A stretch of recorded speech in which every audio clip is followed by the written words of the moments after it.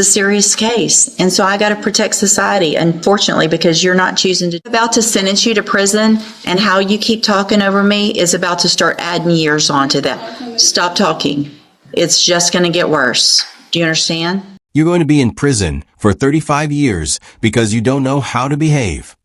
Those were the judge's stunning words before delivering a brutal reality check to two defendants who refused to listen. Before today's hearing even began, the judge had already lost patience. What followed was a tense courtroom showdown, as one defendant faced decades behind bars, while another repeatedly interrupted the court.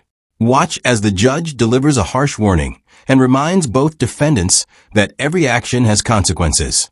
Mr. Jones, this is difficult for me because based on your behavior, honestly, I don't want to give you I don't want to go along with anything.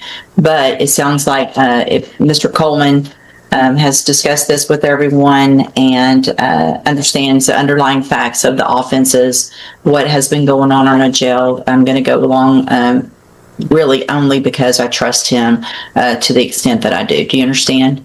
Yes, ma'am.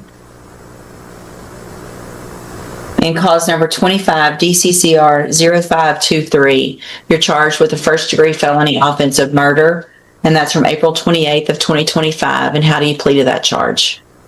Guilty. Are you pleading guilty freely and voluntarily? Yes, ma'am. And are you pleading guilty because you did what they charged you with? Yes, ma'am.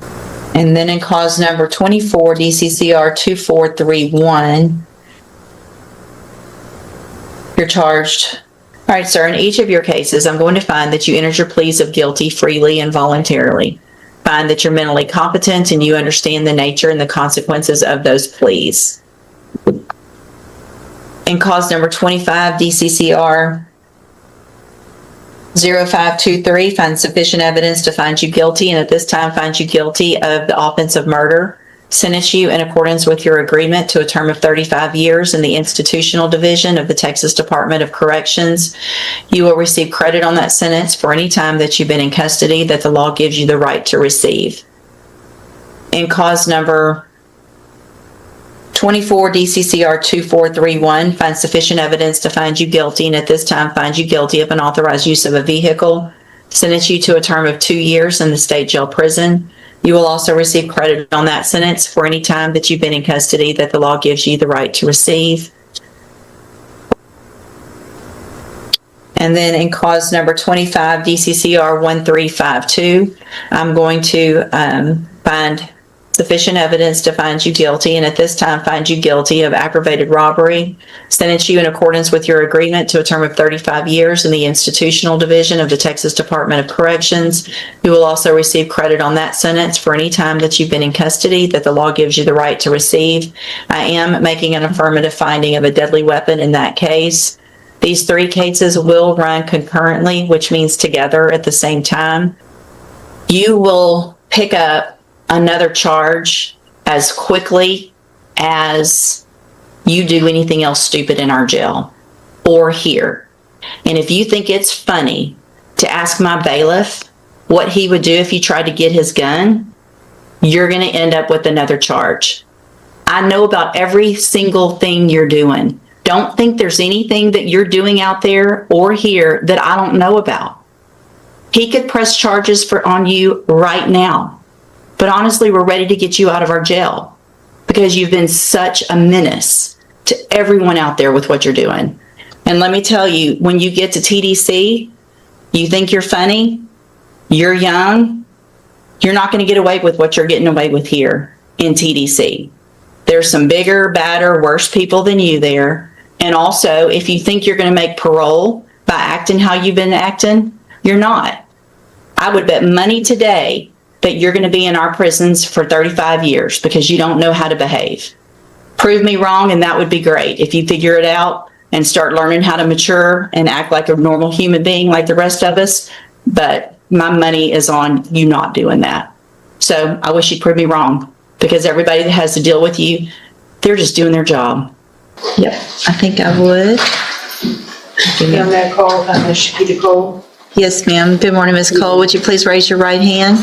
Do you swear or affirm the testimony you're going to give in this hearing will be record will so reflect? And Ms. Cole, as with every probationer, when they are placed on the court's probation, are they given the rules and restrictions placed upon them and what they're supposed to do to follow the court orders. Yes. And each one of those in detail is gone over with them so that they understand everything that they're required to do. Yes. Was Ms. Atkins so advised? Yes. At her intake? She was advised at her intake and at a TTM at the Milton Center in person. Okay, and describe for the court what a TTM is. A treatment team meeting. Okay, so in your opinion, Ms. Cole, as her probation officer, was Ms. Atkins fully apprised and aware of what she was required to do on probation? Yes. And were in fact the majority of those things intended to help her? Yes.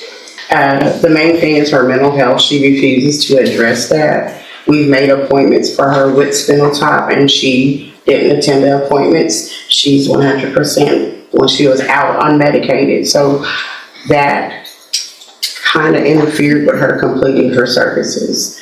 And she maintained contact with the victim in the case. So, Ms. Cole? Just briefly, during your supervision of Ms. Atkins, were you able to supervise her at points when she was on her medication and not on her medication?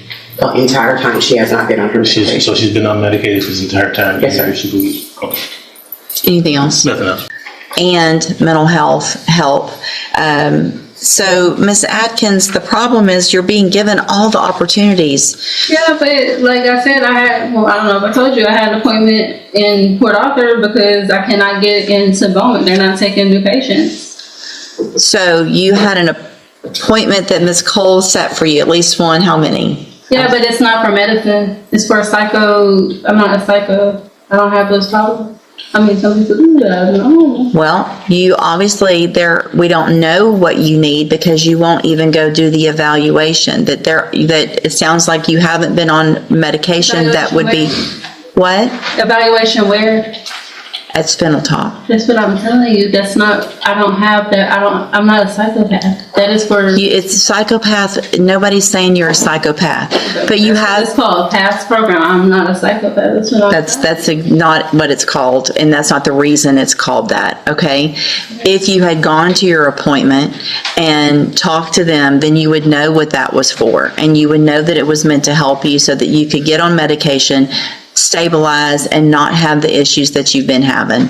I'm going to find that you previously entered your, okay, well, I don't believe you. I don't believe you. Ms. Cole would never say, go do something and not tell you where to go or help you get there. No, she says she does not have a list of the community service. I'm not worried about your community service. I'm worried about your mental health and the fact that you're not doing what you need to, and you're still contacting the victim, and it's a serious case. And so I got to protect society, unfortunately, because you're not choosing to. About to sentence you to prison, and how you keep talking over me is about to start adding years onto that. Stop talking. It's just going to get worse. Do you understand? Okay. I'm going to find sufficient evidence to find you guilty, and at this time, I'm finding you guilty of injury to an elderly individual. Sentence you to a term of 5 years in the institutional division of the Texas Department of Corrections. You will receive credit.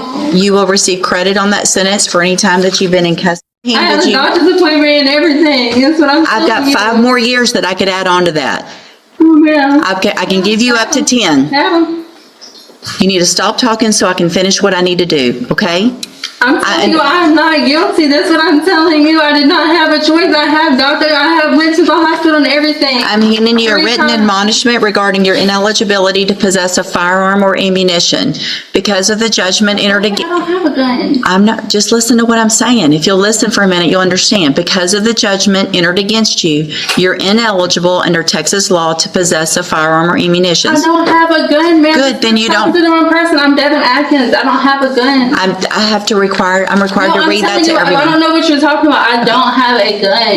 Today's hearing served as a powerful reminder that courtroom decisions are about more than punishment. They're also about responsibility, accountability, and the choices people make. From the defendant facing decades behind bars to the probationer who ignored repeated opportunities for help. Both cases show how actions can have lasting consequences. What are your thoughts on the judge's comments and the sentences handed down in these cases? Let us know in the comments below. If you enjoyed this courtroom breakdown, be sure to like the video, subscribe to the channel, and turn on notifications for more real courtroom moments and legal analysis. Thanks for watching, and we'll see you in the next case.